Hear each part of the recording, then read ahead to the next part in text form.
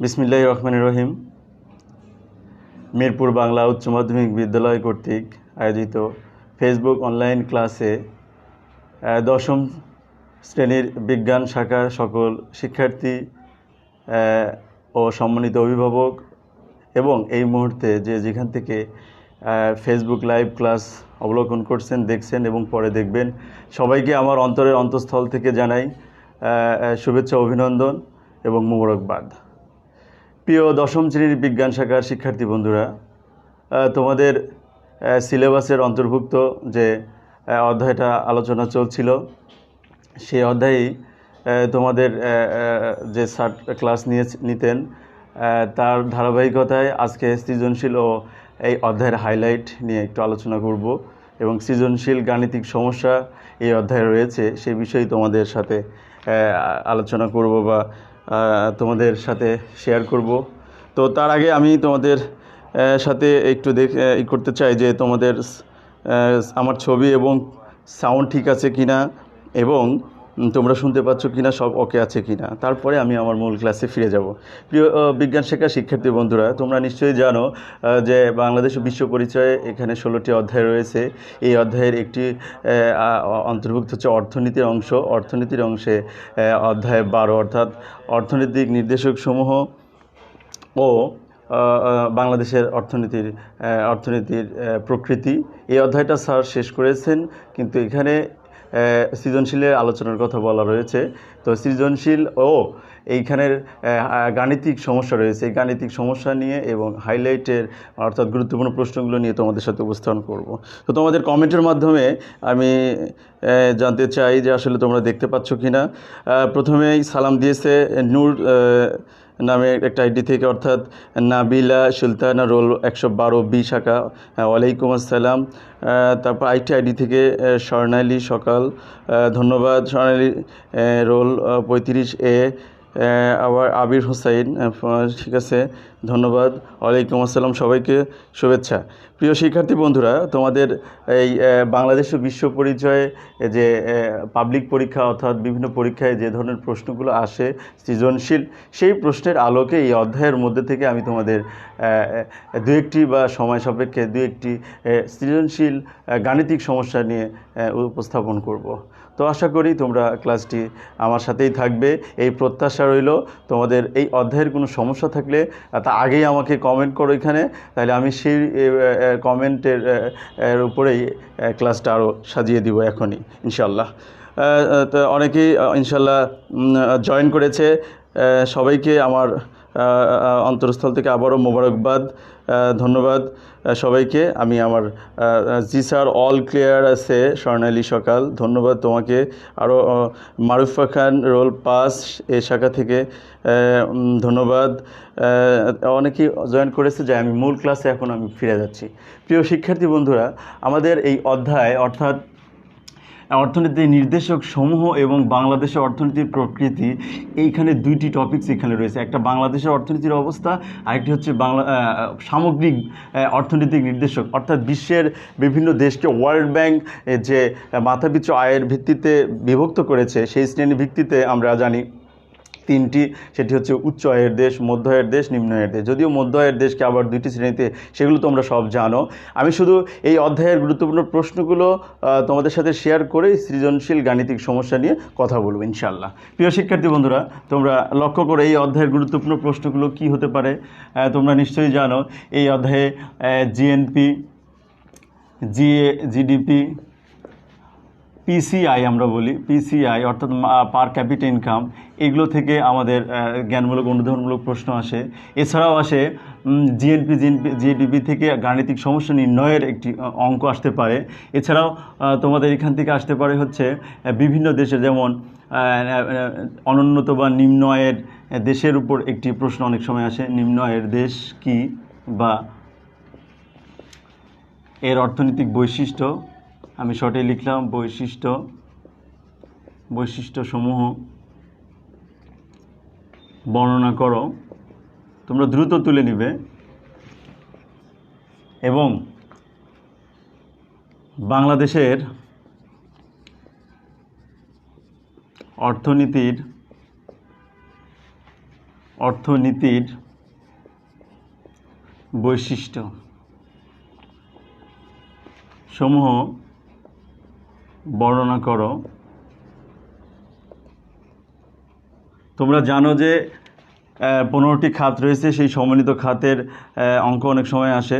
গুরুত্বপূর্ণ খাত আমি এভাবে লিখলাম, বিভিন্ন খাত, অর্থাৎ খাতের আমাদের তালিকাগুলো, বিশেষ করে শিল্প, কৃষি ও সেবা খাত। এখান থেকে প্রশ্ন আসে, খাত সম্পর্কে বর্ণনা দাও। এরপরে হচ্ছে 5, বাংলাদেশের সাথে উন্নত ও উন্নয়নশীল দেশের বৈদেশিক সম্পর্ক বর্ণনা করো। এছাড়াও বাংলাদেশের উপরে থেকে তোমরা দ্রুত লিখে নাও। এরপরে আমরা গাণিতিক সৃজনশীল নিয়ে আলোচনা করব। খুব ইম্পর্টেন্ট ক্লাস। 6 নম্বর আমরা দিতে পারি বাংলাদেশের অর্থনৈতিক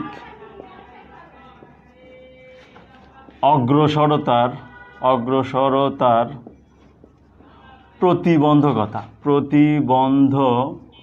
অর্থাৎ বাধা সমূহ কি কি বর্ণনা করো। যদি আমি কাঠামোর মধ্যে দিচ্ছি, কিন্তু এগুলোই গ নং ও ঘ নং প্রশ্নে এসে থাকে। এরপরে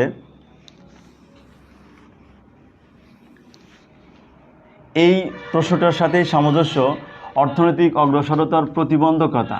ঠিক একইভাবে বাংলাদেশের অর্থনৈতিক প্রতিবন্ধকতা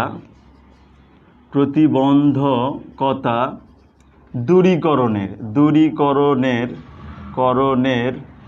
উপায়সমূহ, যেটাকে আমরা উত্তরণের উপায় বলি, বই আছে উত্তরণের উপায়সমূহ বর্ণনা করো। তোমরা দ্রুতই লিখে নিতে হবে, কারণ নির্দিষ্ট ক্লাসের মধ্যে আরও কয়েকটি সৃজনশীল নিয়ে কথা বলবো তোমাদের। এছাড়াও অনুধাবনমূলক কিছু প্রশ্ন থাকে, আমি মুখে সেগুলো বলে দেই। যেমন জিডিপি না জিএনপি বড়, অথবা কখন জিএনপি বড় হয়, কখন জিডিপি ছোট হয়, অথবা জিএনপি ও জিএনএর মধ্যে সম্পর্ক কি। এছাড়াও আসে তোমাদের জিডিপি জিএনপির মধ্যে পার্থক্য। এছাড়া অর্থনৈতিক প্রবৃদ্ধি এবং অর্থনৈতিক উন্নয়ন এক নয়, অর্থাৎ এইভাবে অনুধাবনমূলক প্রশ্ন। বৈদেশিক বাণিজ্য বলতে কী বোঝো, এই ধরনের অনুধাবনমূলক প্রশ্ন এসে থাকে। প্রিয় শিক্ষার্থী বন্ধুরা, আমরা এই অধ্যায়ের জিস্ট যে বড় প্রশ্ন আমরা বলে থাকি যে কাঠামো, কিন্তু আমাদের গ নং প্রশ্নে আসে থাকে, সেই ধরনের প্রশ্নগুলো আমরা দিয়ে দিলাম। এরপরে আমরা আসবো গাণিতিক সমস্যা নিয়ে। আমি এটাকে 2টি অংশে ভাগ করেই আলোচনা করছি। তো এখন আমরা কী ধরনের গাণিতিক সমস্যা আসতে পারে। তোমরা নিশ্চয়ই জানো যে আমাদের এটি একটি অর্থনীতির অংশ। এই অর্থনীতির অংশে অঙ্ক আসে, অর্থাৎ আমাদের ভূগোলের অংশ থেকে, তৃতীয় অধ্যায় থেকে অঙ্ক আসে, আর এখানে অর্থনীতির অংশ থেকে অঙ্ক আসে বা গাণিতিক সমস্যা আসে থাকে। আমি একটি সৃজনশীলের উদ্দীপক আকারে একটি অঙ্ক তোমাদের বোর্ডে লিখে দিচ্ছি, দেখো।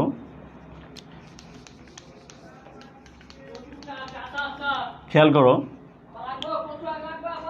পি বা এ যেটাই ধরি না কেন, এ রাষ্ট্রের, তোমরা উদ্দীপকটা তুলে নিবে, পি রাষ্ট্রের 2016-2017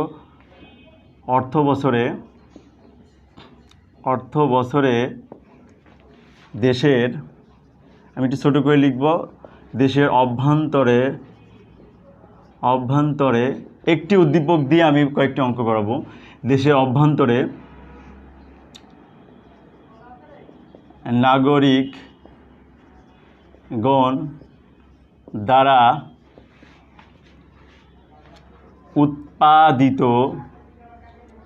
উৎপাদিত দ্রব্য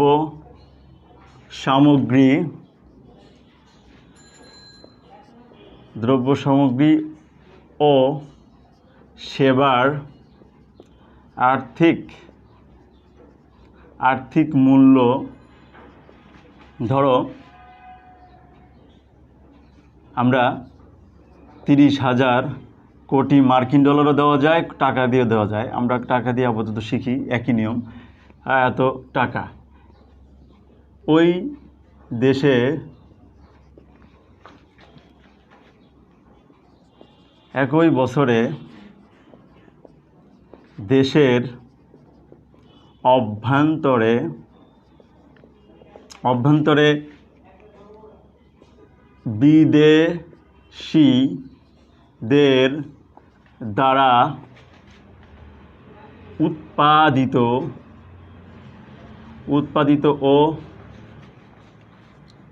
উৎপাদিত দ্রব্য সামগ্রী আমরা বলতে পারি, উৎপাদিত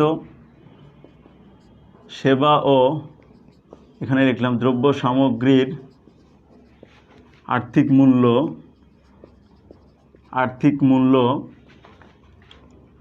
4,500 কোটি টাকা। ওই দেশের বাইরে পৃথিবীর বিভিন্ন দেশে অবস্থানরত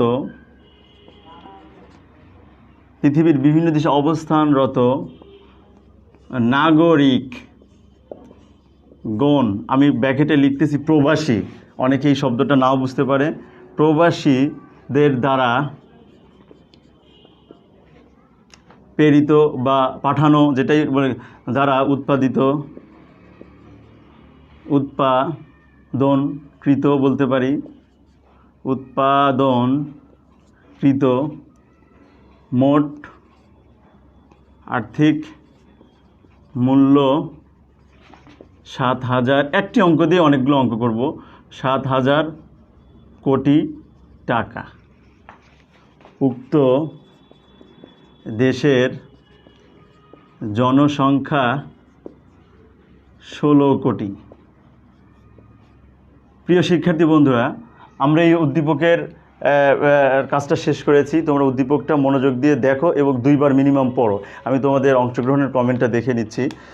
তোমরা উদ্দীপকটা লিখে নাও খুব দ্রুত। এখান থেকে 3টে অঙ্ক আমি তোমাদের বোঝাবো। দেখো যে একটি অঙ্কের উদ্দীপক থেকে কিভাবে আমরা অঙ্কের 4 ধরনের অঙ্ক তোমাদের আসে। এক হচ্ছে জিডিপি বের করা, জিএনপি বের করা, মাথাপিছু আয় বের করা, এবং একটি হচ্ছে বিদেশিদের আয় ও প্রবাসীদের আয়ের মধ্যে একটি সমন্বয় রয়েছে, নিট রপ্তানি যেটা বলে বা আয় বলে। আরেকটি হলো আমদানি ও রপ্তানির মাধ্যমে, এবং আরেকটি হচ্ছে প্রবৃদ্ধি ও উন্নয়ন। এই দুটির মাধ্যমে অঙ্ক আসে। অঙ্ক যে কয়েকটি ধাপে আসে, তাই সেই ধাপগুলো আমি এই একটি উদ্দীপক দিয়েই তোমাদের সবগুলো অঙ্ক বোঝানোর চেষ্টা করবো ইনশাআল্লাহ। তোমরা দ্রুত উদ্দীপকটা তুলে নাও এবং তোমরা ক্লাস লক্ষ্য করো এবং কমেন্টের মাধ্যমে তোমাদের সমস্যা থাকলে জানাবে। আমি দেখছি তোমাদের স্বতঃস্ফূর্ত অংশগ্রহণ, সুন্দর। তোমরা উদ্দীপকটা লিখে নাও এবং আমি এই উদ্দীপকের আলোকেই তোমাদের অঙ্কটা এখনই করে দিচ্ছি। প্রিয় শিক্ষার্থী বন্ধুরা, অনেকেই অংশগ্রহণ করেছে, কমেন্টও করেছে। আশা করি তোমরা সকলেই ক্লাস বোধগম্য বা বুঝতে পারছো। তোমাদের স্বতঃস্ফূর্ত অংশগ্রহণ আমাদের একান্ত কাম্য, এটা আমি প্রায় বলি। যেহেতু আমাদের অধ্যক্ষ মহোদয় সহ সকল প্রশাসনিক কর্মকর্তারা যারা অক্লান্ত পরিশ্রম করে তোমাদের জন্য ফেসবুক অনলাইন লাইভ ক্লাস চালু রেখেছেন, আমাদের সম্মানিত শিক্ষকরা খুব কষ্ট করে তোমাদের জন্য এই ক্লাস করিয়ে যাচ্ছেন। তোমাদের এই সাফল্য আমাদের একান্তভাবেই কাম্য। প্রিয় শিক্ষার্থী বন্ধুরা, তোমাদের স্বতঃস্ফূর্ত অংশগ্রহণ খুব আমাকে আনন্দিত করেছে। ইনশাআল্লাহ আমি অঙ্কের সমাধানে যাচ্ছি। প্রিয় শিক্ষার্থী বন্ধুরা, এই অঙ্ক থেকে আমরা কি বিষয় নিয়ে আমরা আলোচনা করব, একটু মনোযোগ দাও। এই অঙ্কের দেখো 2-3টে পার্ট রয়েছে, আমি গোল দাগ দিয়ে তোমাদের দেখাচ্ছি। এটি একটি পার্ট, এটি একটি পার্ট, এটি একটি পার্ট। তোমরা নির্দেশক কাঠির মাধ্যমে খেয়াল করো, একটি দেশ, যে কোনো দেশ হতে পারে, পৃথিবীর যে কোনো দেশের একটি নির্দিষ্ট অর্থ বছর থাকে। সেই অর্থ বছরের আমাদের জিডিপি জিএনপির যাদের ধারণা রয়েছে সুন্দর, তারা সহজেই অঙ্কটা বুঝতে পারবে। একটি অভ্যন্তরে নাগরিকগণ দ্বারা হতো, আর অভ্যন্তরে সকলের দ্বারা যদি আয় হতো তাহলে এখানে জিডিপির মধ্যে এই টাকার মধ্যে জিডিপির অন্তর্ভুক্ত থাকতো। কিন্তু এখানে একটু খেয়াল করো, নাগরিকগণ জিএনপি যদি শুধু সরাসরি আমরা জিএনপি বলি তাহলে এটাকে জিএনপিও বলা যাচ্ছে না, সরাসরি আমরা জিডিপিও বলতে পারছি না, কারণ এটি একটি অভ্যন্তরীণ নাগরিকগণ, এটি জিডিপি সম্পূর্ণ নয়। কারণ জিডিপিকে সম্পূর্ণ করতে হলে বিদেশিদের আয়টা অন্তর্ভুক্ত করতে হবে। তেমনিভাবে তোমরা লক্ষ্য করো, যদি আমরা এটা বাদ দিয়ে শুধু বলি যে দেশের অভ্যন্তরে উৎপাদিত মোট আর্থিক মূল্য শুধু, তখন এটা শুধু সরাসরি জিডিপি হয়ে যাবে, আর এটা বিদেশি আর এটা হচ্ছে প্রবাসী, বা আমরা জানি যে সূত্রটা আছে এক্স মাইনাস এম, এক্স দ্বারা প্রবাসী বা আমাদের মানে যে দেশ নিয়ে আলোচনা করছি আমরা, যে কোনো দেশ, আলোচ্য দেশের সেটা বৈদেশিক বা তোমার রেমিটেন্স বা প্রবাসীদের রেমিটেন্স বা প্রেরিত আয়। তো আমরা রপ্তানি আয়ও বলতে পারি, প্রবাসী আয় বা রপ্তানি আয় একই, এটা দেশের উন্নয়নের কাজ করে। আর যেটা আমাদের নিয়ে চলে যায় সেটা আমদানি করতে হয়, অথবা অন্যরা অর্থাৎ বিদেশিরা আমাদের কাছ থেকে এই দেশ থেকে জিডিপি নিয়ে যায়। তো যাই হোক, টাকা চলে যাওয়াটা হচ্ছে জিডিপি, জিডিপির হচ্ছে বিদেশিদের আয়, আর চলে আসাটা হচ্ছে প্রবাসী, সেটা হচ্ছে আমরা রপ্তানি করি। রপ্তানি করলে আমাদের টাকা দেশের ভিতর ঢোকে, সেই জন্য এটা প্রবাসী রেমিটেন্সের মতো হয়, একই নিয়মে বোঝায়। আর যেটা চলে যাচ্ছে বিদেশিরা নিয়ে যাচ্ছে সেটা আমাদের আমদানি, কারণ আমাদের দেশে ঘাটতি অনেক, বৈদেশিক বাণিজ্যে আমরা লক্ষ্য করি, যেহেতু উন্নয়নশীল দেশ হিসেবে আমাদের অনেক কিছুই আমদানি, বিশেষ করে শিল্পের যে যন্ত্রপাতি রয়েছে সেগুলোর জন্য আমাদের আমদানি করতে হয়। তো আমদানি দ্রব্যগুলো আমাদের জন্য অর্থাৎ অর্থনৈতিক উন্নয়নের ক্ষেত্রে ক্ষতি। আমাদের যদি আমদানির চেয়ে রপ্তানি বেশি হয় তাহলে সেই দেশটি উন্নতির দিকে যাবে। তো আমরা এই অঙ্কের বেস থেকে তোমরা লক্ষ্য করো এবং নিজেরা এগুলো খেয়াল করো, আমি তোমাদের এই অঙ্কের আলোকে অঙ্কটা বুঝিয়ে দেব খুব দ্রুত। আমি জ্ঞানমূলক আর অনুধাবনমূলক প্রশ্ন দিলাম না, এটা তোমরা নিজেরাই পারবে। আমি শুধু একটি গড় ঘ নিয়ে তোমাদের বুঝাবো।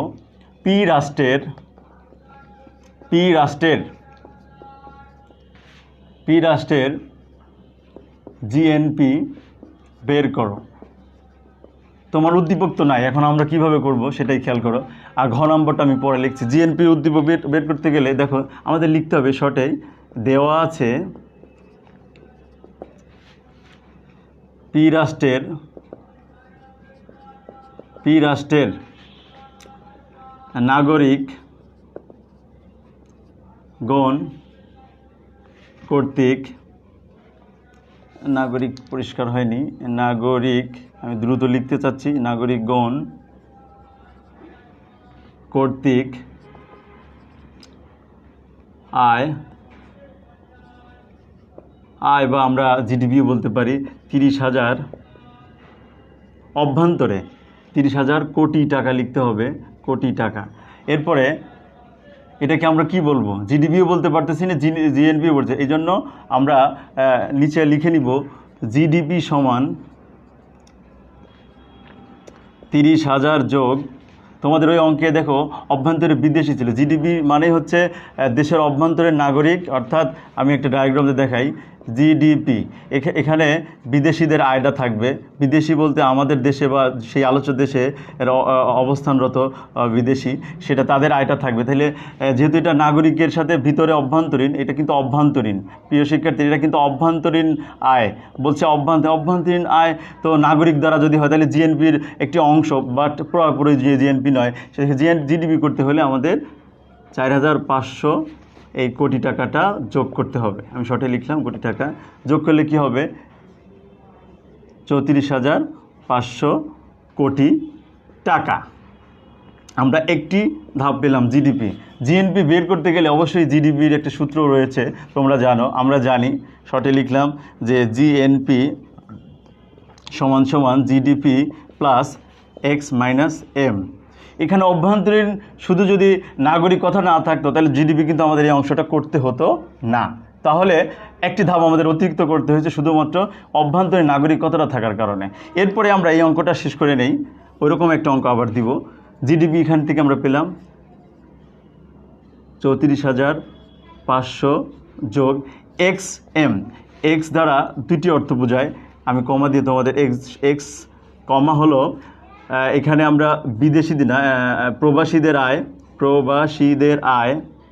প্রবাসীদের আয় অবলিক রপ্তানি, দুটি অর্থে হয়। এখানে রপ্তানি শব্দটা নাই, আমি একবারে দুইটা অঙ্ক বুঝাই দিব। তাইলে প্রবাসীদের আয় কত ছিল? 7,000 কোটি টাকা। এরপরে আরেকটা হচ্ছে এক্স মাইনাস এম। এম দ্বারা কি বোঝায়? এম দ্বারা বোঝায় হচ্ছে বিদেশিদের আয়। এই বিদেশি বলতে আমাদের বা যে দেশে আলোচনা করি সেই দেশে অবস্থানরত বিদেশিদের আয় কত? 4,500 কোটি টাকা। প্রিয় শিক্ষার্থী বন্ধুরা, আমরা এখানে দেখি তাহলে 7,000 ও 4,500 কোটি টাকা হবে সবগুলোই। তাহলে আমরা এখানে 34,500 যোগ এখানে বিয়োগ করলে 0 0 5 10 5 4 একে 5 2 7 2 এত টাকা। অর্থাৎ এই দুটো আবার যোগ করি আমরা যোগ করলে 34,500 আর হচ্ছে 2,500 যোগ করলে কত হয় দেখো, সব কোটি টাকায় আছে কিন্তু। 10 মার্কিন ডলার হলে মার্কিন ডলার করবো। 4 2 6 7 37,000 কোটি টাকা। আমরা কি পেলাম? এটা জিএনপি পেলাম। আমাদের অঙ্ক ছিল জিএনপি বের করো। জিএনপি বের করতে গিয়ে আমরা একটা ধাপ বেশি করেছি, সেটা হলো জিডিপি, কারণ এখানে নাগরিক কথাটা উল্লেখ ছিল। ঠিক আমরা একটি অঙ্ক সমাধান করে ফেললাম। প্রিয় শিক্ষার্থী বন্ধুরা, একটি দেশের অভ্যন্তরে যদি কোনো কিছু উল্লেখ না থাকে, যে কোনো দেশের অভ্যন্তরীণ সকলের মোট আয়, সেখানে জিএনপির নাগরিকও থাকবে এবং জিডিপির বিদেশিদের আয়ও থাকবে। এই জন্য ওটাকে আমরা জিডিপি ধরি, কারণ জানি জিডিপির সংখ্যা হলো কোনো নির্দিষ্ট সময়ে, সাধারণত এক বছরে দেশের অভ্যন্তরীণ উৎপাদিত দ্রব্য সামগ্রী সেবার আর্থিক মূল্যকে জিডিপি বলে। যেহেতু এখানে শুধু নাগরিক কথাটা বলার কারণে এই সরাসরি আমরা জিডিপিটা নিতে পারলাম না, বিদেশিদেরটা যোগ করে জিডিপিটার। এই একটি অঙ্ক আনকমন, ডিফারেন্ট, এটা তোমাদের জানা দরকার ছিল, এই জন্য আমি অঙ্কটা তুলে ধরেছি। এরকম অঙ্ক সহজে তোমরা হয়তো পাবে না। তো এরপরে আমরা আরেকটি অঙ্কের সমাধানে চলে যাব।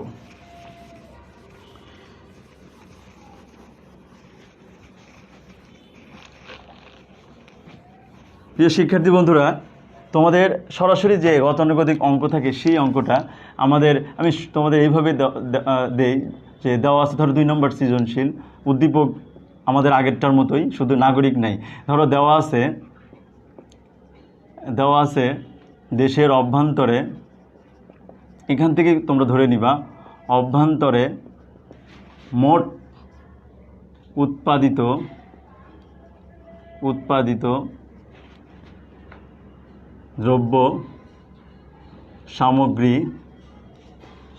ও সেবার আর্থিক মূল্য, সেটাকে আমরা কি বলি? জিডিপি বলি অবশ্যই, জিডিপি। হ্যাঁ, একটি অঙ্ক আমরা ধরো দিয়ে নিলাম 60,000 কোটি টাকা। আরেকটি অঙ্ক দিব তোমাদের যে এক্স প্রবাসীদের দ্বারা আয় ধরো 30,000 কোটি টাকা। উদ্দীপকটা থাকলে তোমাদের সহজে বোঝানো যেত। তারপরে আমি এখানে এম বিদেশি, আমি দরকার আবার উদ্দীপক তুলে দিব বোঝানোর জন্য। বিদেশিদের দ্বারা আয় 20,000 কোটি টাকা। এটা হচ্ছে আমাদের ডায়াগ্রামের মাধ্যমে শর্ট মৌলিক। এখন যদি বলে জিএনপি কত, তোমাদের দেখা যাচ্ছে কিনা, মানে ভিডিওটা চলছে কিনা একটু চেক করে নেই। তোমাদের অংশগ্রহণ যথেষ্ট ভালো। হ্যাঁ, ঠিক আছে সবই ইনশাল্লাহ।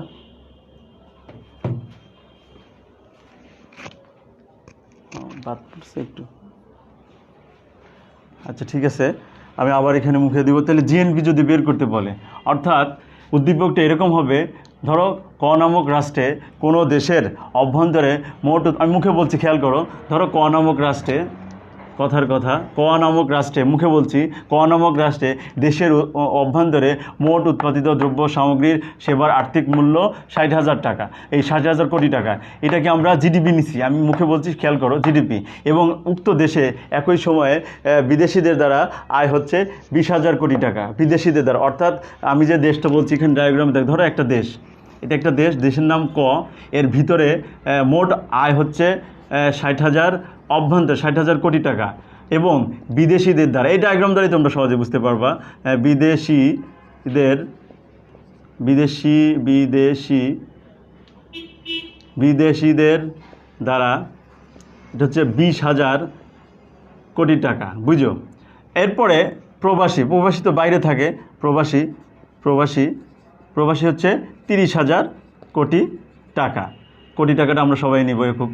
এখন দেখো এই যে একটা দেশ, ধরো এই সীমানার মধ্যে আছে, এর ভিতরের যে মোট আয় সেটা হচ্ছে জিডিপি, সেটাই আমি এখানে লিখেছি জিডিপি। আচ্ছা, এরপর এর ভিতরে আর একটা কাজ আছে যে বিদেশিদের দ্বারা আয়, তাহলে এটা হচ্ছে এক্স বা এটা এম আমরা ওখানে লিখেছি, দেখো এম, এই পরের ধাপটা এই যে এম, এখানে এম দ্বারা হচ্ছে 20,000 কোটি টাকা।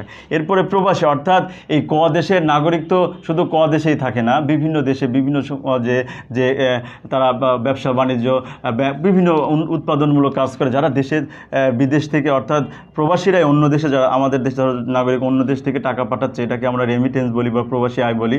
এই টাকাটা ধরো 30,000, এটাকে আমরা বলি হচ্ছে প্রবাসীদের আয় বা আমাদের দেশের নাগরিকগণ কর্তৃক, উক্ত দেশের নাগরিকগণ কর্তৃক এক্স দ্বারা আমরা প্রমাণ করতে মানে ধরে নিতে পারি, যে কোনো সংখ্যা ধরতে পারি, 30,000 কোটি টাকা। এখন প্রশ্ন হচ্ছে জিএনপি বের করে, এটা হচ্ছে সহজ সরল যে অঙ্কটা আমরা গতানুগতিক শিখে থাকি। এরপরে তোমরা লক্ষ্য করো যে তোমরা এই অঙ্কটা কিভাবে জিএনপি নির্ণয় করবে। আমরা নিচে হয়তো জায়গা পাবো না, তাই উপরে লিখে নিচ্ছি, বরং 60,000 কোটি টাকা। আমরা সূত্রটা নিব, জাস্ট জিএনপি বের করতে বলছে। তাহলে জিএনপি বের করতে গেলে আমরা কিভাবে জিএনপি বের করব? আমরা জানি জিএনপি সমান GDP plus X minus M. একদম সহজ সরল যে অঙ্কটা, এখান থেকে আমরা নিতে পারি কি, জিডিপি হচ্ছে 60,000 কোটি। এখানে আর কোনো জিডিপি আলাদা বের করতে হয় নাই। কেন হয় নাই? এখানে অভ্যন্তরীণ কোনোভাবেই এখানে উল্লেখ নাই নাগরিকগণ। সেক্ষেত্রে আমাদের বুঝেই নিতে হচ্ছে যে দেশে অভ্যন্তরীণ মোট আয় মানেই জিডিপি। আর আলাদাভাবেও বলা আছে, তো এই 20,000 কোটি টাকা যে আছে, এটা কিন্তু এর মধ্যে সরাসরি ভিতরে একবার যোগ আছে, এটা আমাদের বুঝতে হয় না, মানে এটা ব্যাখ্যা দিতে হয় না। কারণ হচ্ছে এইটা যদি উল্লেখ আলাদাভাবে না থাকে, তাহলে আমাদের দেশটা যে কতটুকু জিএনপিতে আগালো না কমলো না বাড়লো, সেই বিষয়টা আমরা বুঝতে পারবো না। এই জন্য এটা উল্লেখ করতে হয় অঙ্ক করার সুবিধার্থে। তারপর আচ্ছা, আমরা অঙ্কটা শেষ করি। 60,000 কোটি টাকা, আর এখানে 30,000 বিয়োগ 20,000, আমরা কোটি টাকাটা লিখে নিলাম সংক্ষেপে, কোটি টাকা। এরপর আমরা অঙ্কটায় যাই। এখানে 60,000, এরপরে খেয়াল করো যোগ, এখানে বিয়োগ করলে আমরা জানি 10,000 কোটি টাকা। এরপরে তাইলে 60 আর 10 70,000 কোটি টাকা। তাহলে আমরা আরেকটি জিএনপি বের করতে পারলাম। তাহলে আমরা পরীক্ষায় জিএনপি বের করার নিয়মটা কিন্তু শিখে গিয়েছি। এক হচ্ছে যদি জিডিপি বের করে দেওয়া থাকে তাহলে এই নিয়মটা হবে, আর যদি জিডিপি বের করা না থাকে তাহলে আগের অঙ্কটা হবে। ক্লিয়ার? আচ্ছা, এরপরে আমরা আসি যে জিএনপি ছাড়াও যদি জিএনপি দেওয়া থাকে তাহলে আমরা কীভাবে অঙ্কটা করব, এটা একটা প্রশ্ন আছে আমাদের। এখন আমরা অন্য একটা উদ্দীপকের মাধ্যমে সেটা বুঝবো। উদ্দীপক না তুললে আসলে অঙ্ক বুঝতে অসুবিধা হয়, এই জন্য ডায়াগ্রাম দিয়ে দেখালাম। আর একটি অঙ্ক, তোমাদের সময় 25-15 বাজে। একটি অঙ্ক দেখো, ক নামক রাষ্ট্রের, খ যেটাই দাও না কেন, রাষ্ট্রের মোট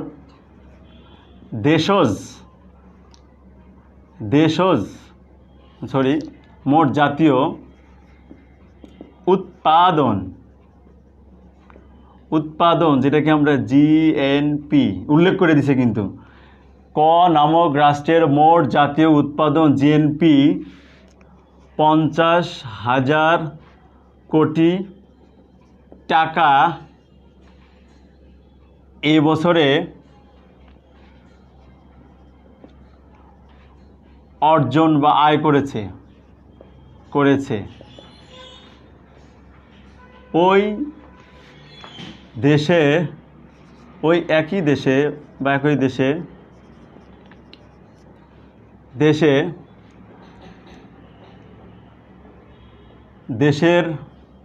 দেশে আমদানি কৃত মোট উৎপাদন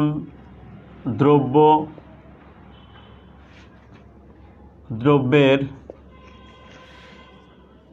মোট মূল্য আমদানি করতে হয়েছে সেটা বোঝাইছে। মোট মূল্য ধরো 20,000ও বলতে পারি, আমরা 2,000ই দেই, কমই দেই, 2,000 কোটি টাকা আমদানি করছে। কিন্তু কথাটা মনে রাখবা, আমদানি, আমি এখানে হাইলাইট করে রাখলাম আমদানি। ওই দেশে একই বছরে রপ্তানি ও প্রবাসীদের, ব্র্যাকেটে আমরা রেমিটেন্স লিখতে পারি, রেমিটেন্স, প্রবাসীদের দ্বারা, দুইটা জিনিস এখানে বলছে, দুইটা মিলে একটাই বোঝায়, সেটা আমরা বোঝাবো। দ্বারা মোট আয় 30,000, 3,000 দিলাম, 30,000 বেশি হয়ে যায়, সংক্ষেপেই দিই 50, আচ্ছা এখানে 20 দেই, এখানে 30 দেই, তাহলে অঙ্কটার মান ভালো থাকবে। 30,000 কোটি টাকা অর্জন করেছে। এখন এই অঙ্কটা যদি আমরা অঙ্ক শেষ করে দিলাম, উক্ত একটি ধাপ তোমাদের বেশি করাবো, যেহেতু মাথা পিছু অঙ্কের প্রয়োজন হয়। উক্ত দেশের মোট জনসংখ্যা ধরো 14 কোটি। এইটুক দিয়ে আমি তোমাদের অঙ্কটা, এখানে দেখো ক নামক একটা যে কোনো রাষ্ট্র একটা বছরে জিএনপি অর্থাৎ উল্লেখ করে যে জিএনপি দেওয়া আছে। তাহলে এখন অঙ্কে ধরো গতে বলল যে উক্ত দেশের জিডিপি বের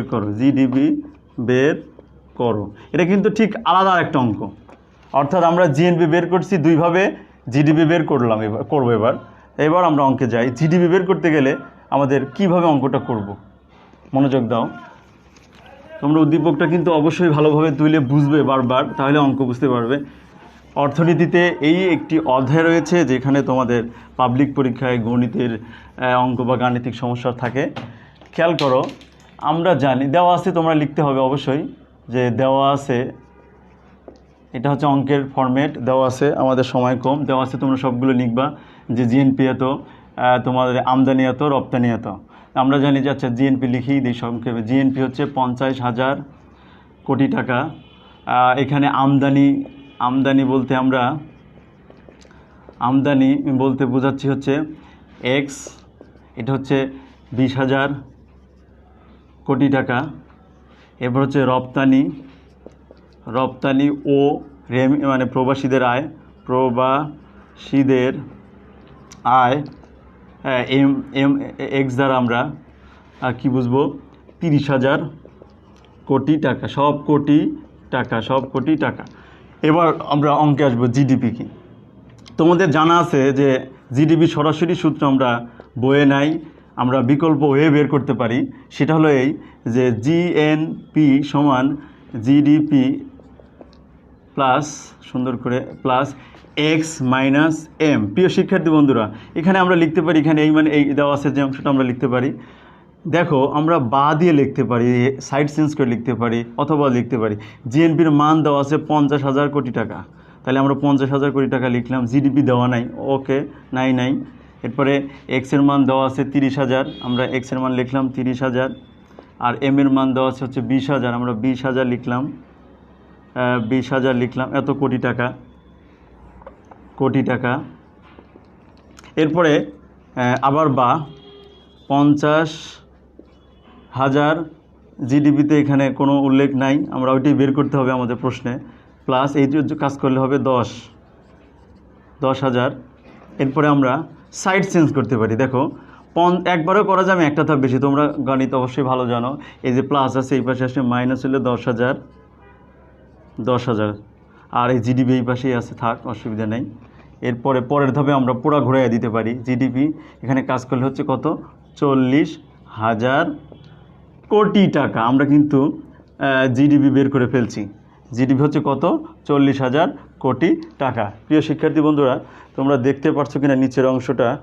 তোমরা কমেন্ট করে জানাও যে তোমাদের অঙ্ক আসলে তোমরা বুঝতে পারছো কিনা লেখা, তোমরা বুঝতে পারছো কিনা অঙ্ক, তোমাদের বোধগম্য কতটুকু ক্লিয়ার হচ্ছে। তোমরা যদি একটু কমেন্ট করে বলতে, লেখা শেষ হওয়ার পর একটু টাইম দিয়েন স্যার।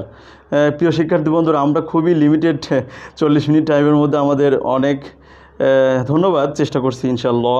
তোমাদের প্রবলেমটা বলো যে তোমরা আসলে অঙ্ক বুঝতে পারছো কি না, অঙ্কের ধরন, সিস্টেম, স্টাইল, টেকনিক, এই জিনিসগুলো তোমাদের ধরতে হবে। অঙ্ক দেখো, আমরা জিএনপি 2 ধরনের জিএনপি বের করছি, এবার জিডিপি বের করলাম জিএনপির মাধ্যম দিয়েই।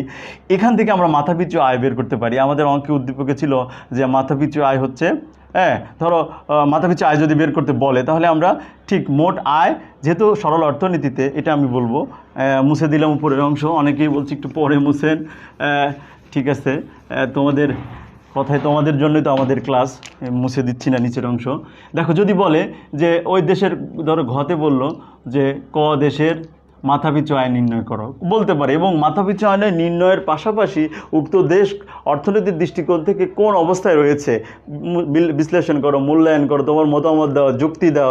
এটা ঘন প্রশ্নের উত্তর থাকতে পারে বা অনেক সময় থাকে। সেক্ষেত্রে আমরা জানি এইভাবে একটু লিখতে হবে যে সরল অর্থনীতিতে জিএনপিকেই জিএনআই বলা হয়, যদিও বৃহত্তর অর্থের পার্থক্য রয়েছে, এর বিশ্লেষণ আরও অন্য আলোচনায় বলা যাবে।